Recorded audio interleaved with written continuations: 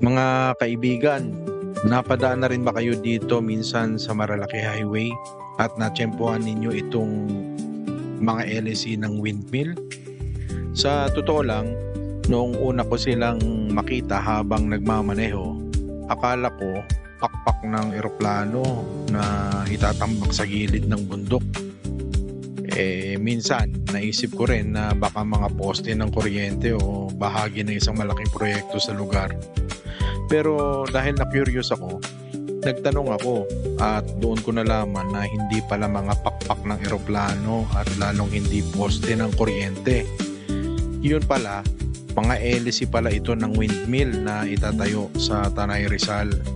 Talagang nakakagulat dahil sa sobrang laki nila. Kapag nasa malayo ka, parang ordinaryong bagay lang.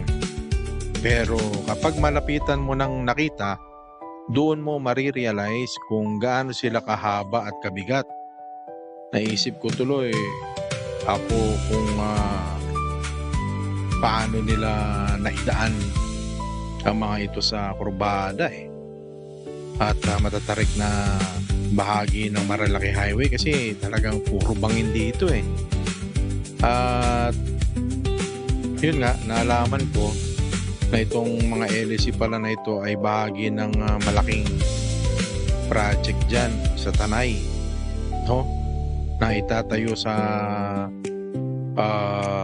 dyan sa Kayong Bayata yun sa Tanay Rizal.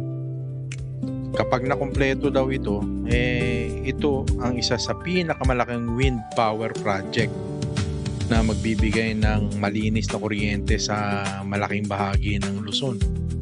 Isa pa, napakahaba daw pala ng LEC o blade ng windmill na ito.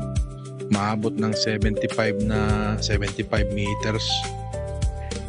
So mahaba nga halos daw kasing haba ng mahigit kalahati ng football field. Kaya hindi nakakapagtakang mapapansin mo kaagad kapag nakasalubong mo sa daan. Sabi nga nila minsan, ang pinakamagandang bahagi ng biyahe ay hindi ang destinasyon, kundi ang mga hindi inaasahang bagay na makikita mo sa daan. Kaya pag napadaan kayo dito sa Marilaki Highway, asahan nyo rin po yung maliban sa pagkamangha, kailangan nyo pong asahan ang inyong malaking pasensya. Dahil dadanasin po ninyo ang traffic na katulad nito dito sa lugar